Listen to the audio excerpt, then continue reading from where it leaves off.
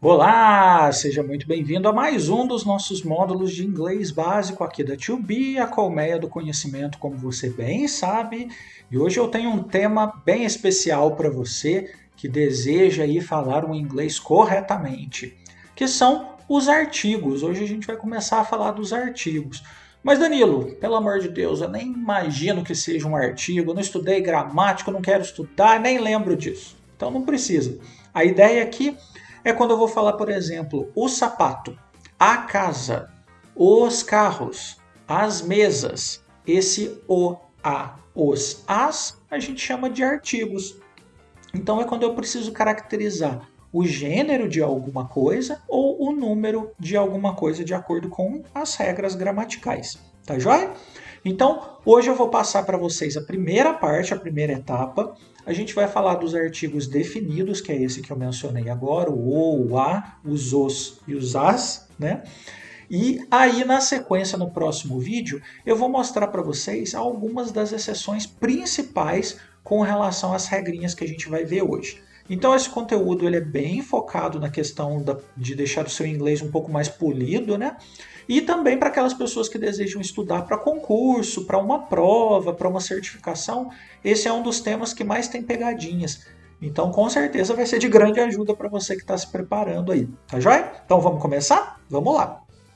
A primeira coisa que a gente precisa ter em mente é que esse the que você está vendo, na verdade, ele tem duas pronúncias diferentes. Como assim, Danilo? Duas pronúncias? Eu nunca ouvi. Todo mundo fala D. Já fala errado. Já está falando errado, porque não é D que fala. Então, a primeira questão de pronúncia que a gente vai ver é com relação a essa palavrinha, o the, que significa o, a, os, as, ou seja, em português eu tenho quatro formas e em inglês eu tenho somente uma, que é esse the. Mas aí na pronúncia ele vai ser diferente. E como que vai ser essa diferença? Quando eu tiver palavras, igual você pode ver aqui, ó, com os sons de consoantes depois dele, a pronúncia vai ser the, que é o que você já conhece muito bem, né? Então, por exemplo, the door, the chair, the day, que são alguns exemplos que eu dou para você, né? Então, a porta, a cadeira, o dia. Eu poderia dar vários outros exemplos aqui, mas o importante é, quando eu tiver o som de consoante aí na frente, eu vou usar esse the. Lembrando que o TH em inglês é aquele som que você coloca a língua no meio do dente, né, aqui, e assopra. Né? Tem que sair ar por aqui, então você não vai encostar um dente no outro não, você simplesmente vai deixar um espacinho. E aí você solta o som de D, the door, the door. Tá legal? Treina bastante para você conseguir fazer esse som certinho, ok? E quando eu tiver o som de vogal, a pronúncia vai ser the. The. É como se fosse um D e fazendo esse som do TH, né? Então, the. Por exemplo, the end, the hour. Tá ok? Normalmente, brasileiro vai usar tudo como the. Né? Normalmente, o brasileiro vai chegar e vai falar the door, the day, the end, the hour. Vai sempre utilizar esse som de. Mas, como eu falei, exige um certo treinamento para você que quer realmente deixar o seu inglês um pouco mais próximo do nativo. Né? Se não for esse o seu caso, se você disser o D, né, com um sotaque um pouquinho mais aproximado, the end, the door, the hour, eles vão entender você, vão saber que você não é nativo, que você não tem um inglês super avançado, mas eles vão te entender, a comunicação vai fluir aí perfeitamente, não vai ter nenhum problema, ok? Então vamos continuar. Agora eu vou começar efetivamente as regrinhas que a gente precisa estudar. Tirando a questão da pronúncia the para som de consoantes e the para som de vogais, a gente tem a primeira regra. Quando que eu uso? Quando eu já falei disso anteriormente naquilo que a gente está conversando. Então, por exemplo, ou quando você já conhece aquilo, né? Então, por exemplo, vamos supor que eu comprei um carro. Você não sabe que eu tenho um carro, eu acabei de comprar. Então eu vou chegar para você e vou falar: cara, acabei de comprar um carro muito louco, muito joia. Esse carro, o carro que eu comprei, ele é uma Ferrari. né? O carro que eu comprei é uma Ferrari. Deu para perceber que quando eu falei que anteriormente você não sabia que eu tinha um carro, eu falei um carro e não o carro. E depois, quando eu já falei para você antes que eu tinha um carro, eu mencionei o carro para falar desse carro que eu comprei. Não é de qualquer outro carro, é esse específico aqui que eu comprei. Quando eu estou especificando isso que eu já falei lá atrás, é justamente onde eu vou ter o primeiro uso do the. Vamos dar uma olhada no exemplo aqui para ver se fica um pouco mais claro. I went to the doctor yesterday. Então, eu fui ao médico ontem. The doctor examined my hands. O médico examinou as minhas mãos. Qual médico? O que eu visitei ontem. Eu não estou falando de um outro médico, eu estou falando daquele que eu visitei ontem. Então, eu estou especificando aquilo que eu já falei lá atrás. Eu poderia ter dito aqui, ó, I went to a doctor yesterday. Para um médico ontem. Qual médico? Não sei. Agora eu vou especificar qual é. The doctor examined my hands. Né? O doutor examinou as minhas mãos. Então eu estou especificando alguma coisa que eu mencionei que era geral lá atrás. Ok? Eu tenho um balde com maçãs. A maçã que eu peguei está podre. Ou seja, eu tinha várias maçãs, mas somente estava podre aquela que eu peguei. Deu para entender a diferença? Mais um exemplo para você. I saw a rainbow last weekend. Eu vi um arco-íris semana passada. The rainbow was beautiful. Qual arco-íris? The rainbow that I saw last weekend. Né? O arco-íris que eu vi no fim de semana passado. Estava bonito. Não é qualquer arco-íris, é aquele que eu vi no fim de semana passado. Eu falei de um arco-íris qualquer. I saw a rainbow yesterday, ou last weekend, ou today, sei lá. E esse arco-íris especificamente, the rainbow, was beautiful. Estava bonito. Deu para pegar a primeira regra? Então vamos para a segunda regra agora. A segunda regra é quando existe somente uma coisa ou alguém, uma única pessoa, que representa aquilo. Como assim? Deixa eu mostrar o exemplo que vai ficar mais claro. The president is visiting China. O presidente está visitando a China. Qual presidente?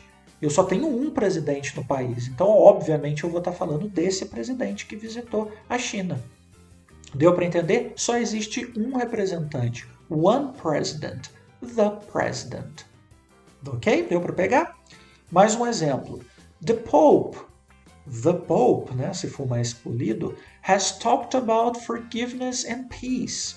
Né? Então, o Papa, que só existe um Papa, no caso da Igreja Católica Apostólica Romana, você só tem um Papa. The Pope, né, o Papa Francisco, por exemplo, has talked about forgiveness and peace. Falou sobre, discursou sobre perdão e paz. Ok? Então, the Pope, the President, the Queen, né, a rainha da Inglaterra, the United Kingdom Queen, e por aí vai, quando eu tenho só um representante. Vamos para a terceira regra? Então, a terceira regra é quando a gente está usando superlativos, né, superlativos. When we are talking about superlative adjectives, né, que seria aquele que é o mais, o melhor, o superior, né, o top one, o número um. É esse que eu vou estar falando aqui. Como eu falo o número um em português, o melhor em português, a melhor em português, eu vou usar o the aqui também. Então vamos lá, por exemplo. Everest is the highest mountain on Earth. Então aqui eu tenho que o Everest é a maior, a mais alta montanha na Terra. Como ela é a número 1 em altura, eu uso o the aqui para falar que ela é a maior. E aí, como a gente está falando de superlativo, tem esse EST no final aí do adjetivo, né? The highest. Esse EST é o que caracteriza o superlativo em inglês. Vamos mais um exemplo aqui. This is the hardest homework we've ever done. Então, essa é a tarefa mais difícil que a gente já fez. Então, a tarefa mais difícil, the hardest. Hardest, né? The hardest. A mais difícil tarefa. The hardest homework. Como você sabe, em inglês a gente troca a ordem. Ok? Vamos para a quarta utilização agora do the. Então, a quarta utilização é with some adjectives to talk about groups of people.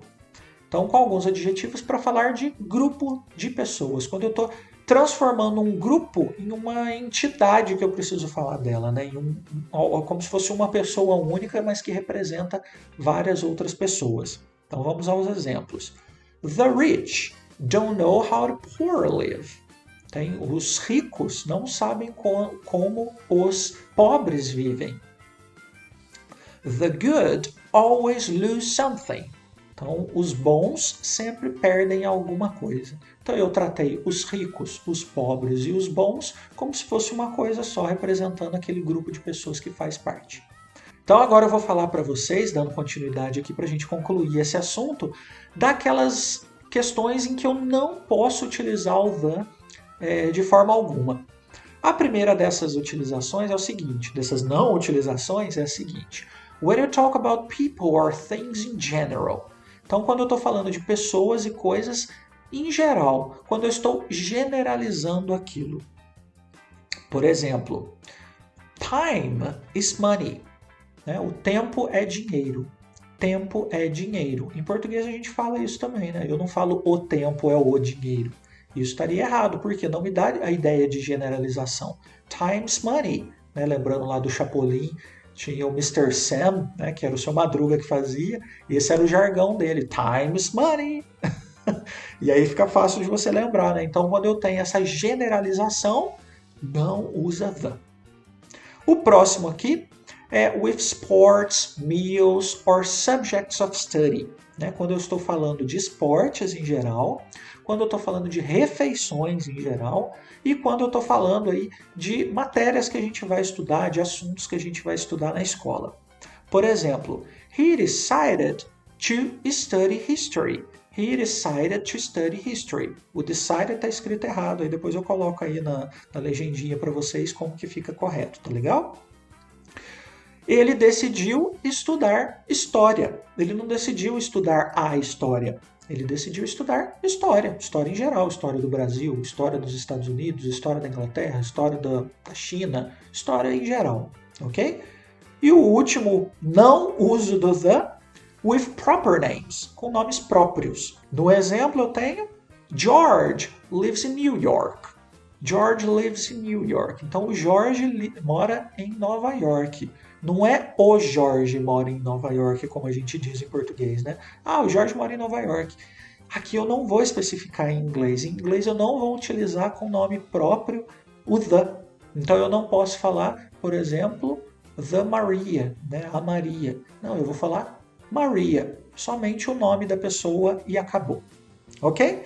Então essas são as exceções que eu tenho aí, as regrinhas que eu tenho e as exceções que eu tenho, algumas delas, para que eu não erre o artigo definido o a, os, as, que seria o the ou o the em inglês, e que você consiga aí usar da melhor forma possível, tendo um inglês aí correto, bem falado, para que todo mundo olhe para você e, nossa, seu inglês é bom. E aí você já fica todo orgulhoso. Estudei na 2B. Então é isso, meu amigo, minha amiga. No próximo vídeo, como eu falei, eu vou dar para vocês as exceções a essas regras aqui. Como sempre, a gente sempre tem exceções, não é verdade? Então eu te encontro no nosso próximo vídeo. Não deixe aí de exercitar isso aqui, de pegar algumas palavras ali aleatórias na internet e tentar colocar o uso do the e do the, ou mesmo entrar na internet, entrar no nosso portal e fazer os exercícios lá para ficar cada vez mais natural. Isso aqui não é de decorar regra, é de exercitar, é prática. Então, quanto mais você lê e mais fizer exercícios, melhor o seu inglês vai ficar, melhor você vai saber utilizar o artigo definido the. Tá joia? Então, eu te vejo no nosso próximo vídeo. Até lá!